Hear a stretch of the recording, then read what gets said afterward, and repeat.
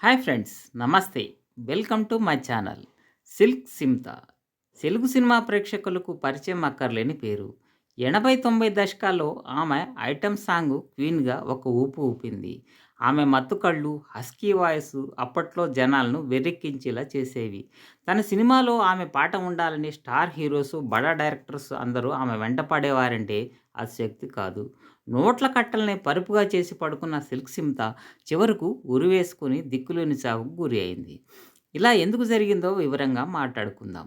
మీరు మొదటిసారి మా ఛానల్ చూస్తుంటే ఛానల్‌ను సబ్స్క్రైబ్ చేసి ఈ చిన్న యూట్యూబర్‌ను సపోర్ట్ చేయవలసిందిగా మీకు నమస్కారాలు తెలియజేసుకుంటున్నాను.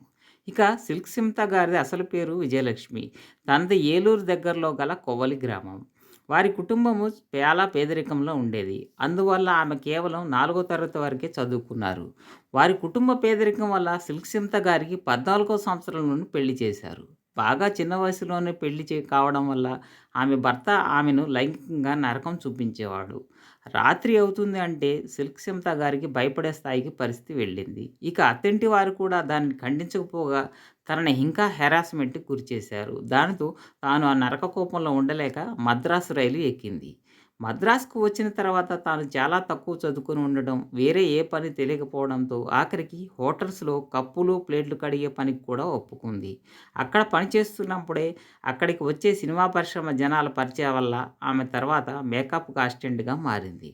తర్వాత కాలంలో చిన్న చిన్న పాత్రలు చేసుకుంటూ చివరకు ఐటెమ్ సాంగ్స్ చేసే వరకు పట్టుదలతో సాగింది. పరిశ్రమలో ఆమె విజయలక్ష్మి నుంచి స్మితగా పేరు మార్చుకుంది. తర్వాత 'సిల్క్' అనే సినిమా తర్వాత ఆమె సిల్క్ స్మిత్‌గా పేరు మార్చుకుంది.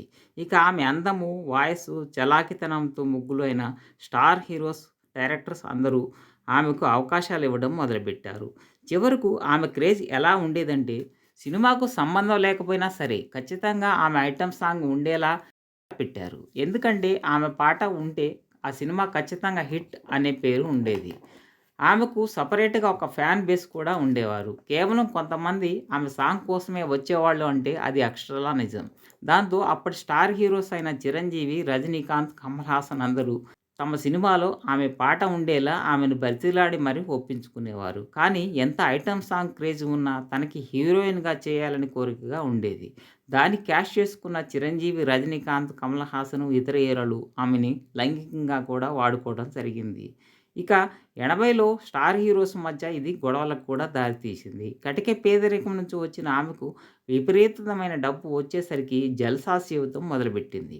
అది ఎలా ఉండేది అంటే అప్పట్లో రూ. 100 కోసం కష్టపడ్డ ఆమె అదే రూ. 100 నోట్ల కట్టలను పరుపుగా చేసుకొని పడుకునే వరకు వెళ్ళింది. ఇక స్టార్ హీరోస్ కూడా దొరకని ఫారెన్ లిక్కర్స్‌ను కూడా దిగుమతి చేసుకునేది. ఇది చూసిన ఆమె స్నేహితురాలు "ఎందుకు ఇలా చేస్తున్నావు" అంటే ఒకప్పుడు ఈ డబ్బు కోసం నేను హోటల్‌లో కప్పులు గూడా కడిగాను. కానీ ఇప్పుడు అదే డబ్బుపై నేను విజయం సాధించాను అని చెప్పడానికే నేనిలా చేస్తున్నా అని చెప్పేదట. అప్పట్లో ఆమె హవా ఎలా ఉండేదంటే ఒకే రోజు 3 సినిమాల్లో డాన్స్ చేసేంతగా ఉండేది. ఎంత డబ్బు ఉన్నా హీరోలకు బెడ్‌రూమ్‌లో ఒక గౌరవం ఇచ్చి, సెట్‌లో మాత్రం వాళ్ళు ఒక ఐటెమ్ డాన్సర్ అని అంటరాని దానిలా చూసేవారు. అప్పట్లో సిల్క్ సిమ్త అంటే ఆడవారు బూతులు తిట్టేవారు. ఆమె వల్ల కాపురాలు కూలుతున్నాయంటూ శాపనార్థాలు కూడా పెట్టేవాళ్ళు. ఆమె చేసిన 'బావలసయ్య' పాట పెద్ద హిట్. అది ఇప్పటికీ గ్రామాల్లో రికార్డింగ్ డాన్స్‌లో మారుమోగుతూనే ఉంటుంది. చిరంజీవి 'ఖైదీ నంబర్ 786లో చేసిన అటు అమలాపురం, ఇటు పెద్దాపురం సాంగ్ ఇప్పటికీ ఎవర్‌గ్రీన్. ఇలాంటి సాంగ్స్ ఎన్నో ఉన్నాయి. కానీ ఎంత డబ్బు, ఫేమ్ ఉన్నా కూడా అప్పట్లో ఆ టైప్ క్యారెక్టర్స్ చేసేవాళ్ళని అందరూ చెడిపోయిన వారిగానే చూసేవారు. అంతేకాక తనకి హీరోయిన్‌గా అవకాశం ఇస్తామని అప్పటి హీరోస్, డైరెక్టర్స్ కూడా తనని మోసం చేయడంతో ఆమె ఒంటరిగా, రిజర్వ్డ్‌గా ఉండేవాళ్ళు.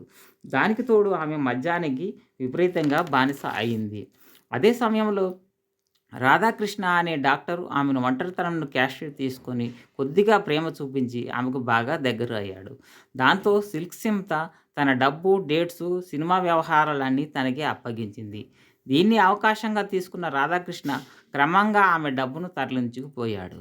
అంతేకాక ఇలా "నువ్వు వ్యాంప్ క్యారెక్టర్స్ చేయొద్దు. నువ్వు నిర్మాతగా మారితే నీకు మంచి గౌరవం, డబ్బు వస్తుంది" అంటూ చెప్పి 3, 4 సినిమాలకు పెట్టుబడి పెట్టేలా చేసి ఆ లెక్కల్లో పెద్ద బొక్క పెట్టేవాడు. చివరకు ఆమెకు ఐటెమ్ సాంగ్స్ అవకాశాలు వస్తున్నా కూడా ఆమె చేయడం లేదు అంటూ వచ్చిన అవకాశాలు రాకుండా చేసేవాడు. ఆమెను పూర్తిగా తన గ్రిప్పులో ఉంచుకునేవాడు. ఇక తాను నిర్మాతగా చేసిన సినిమాలు ఫ్లాప్ అయ్యాయి. ఇక చివరి సినిమాకు డబ్బులు లేకపోవడం, ఇటు అవకాశాలు రాకపోవడంతో, ఇటు రాధాకృష్ణ కూడా డబ్బులున్నా తీసుకొని మోసం చేయడంతో ఆమె చాలా డిప్రెషన్‌కి వెళ్ళింది. అప్పటి స్టార్ హీరోస్, డైరెక్టర్స్ కూడా డబ్బుల కోసం రిక్వెస్ట్ చేయగా అందరూ ఆమెకు సాయం కూడా చేయలేదు. దానితో విపరీతంగా మద్యం సేవించిన ఆమె రాధాకృష్ణతో గొడవ పడింది. కానీ చలించని అతడు నీ ఇష్టం ఏం చేసుకుంటావో చేసుకో, నేను డబ్బును ఇవ్వడు అనడంతో విపరీతమైన బాధలో ఆమె తన గదిలోకి వెళ్లి ఉరివేసుకొని చనిపోయింది.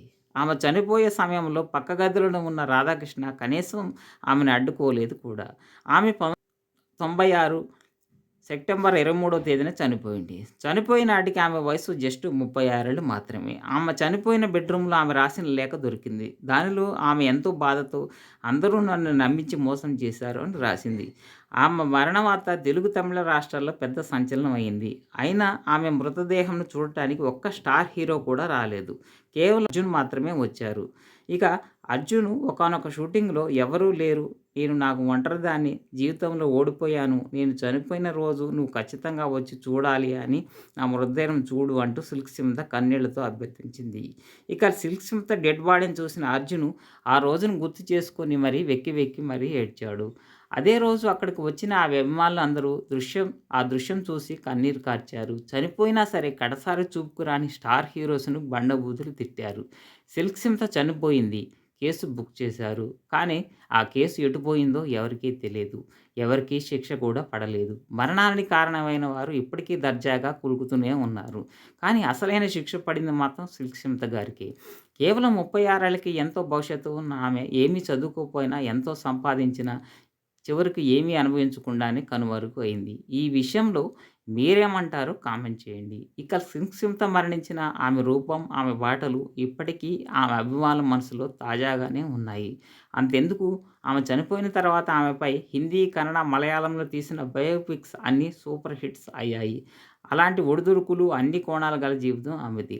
సిల్క్ స్మిత జీవితం ఫిల్మ్ ఇండస్ట్రీలోని వారు, అలాగే నార్మల్ పీపుల్ కూడా ఒక గుణపాఠంలా తీసుకోవాలి. ఇందులో ఏమీ చదవని వ్యక్తి తనలోని కళతో, కృషి పట్టుదలతో ఎలా ఉన్నత స్థాయికి ఎదిగింది అన్నది హైలైట్ పాయింట్.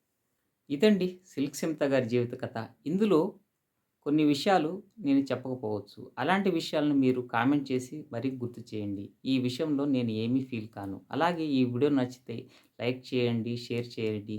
మరిన్ని మంచి వీడియోస్ కోసం మా ఛానల్‌ని సబ్స్క్రైబ్ చేసి మీకు నచ్చిన వీడియోస్ చూడండి. ఫైనల్‌గా అందరూ బావుండాలి, అందులో నేనుండాలి.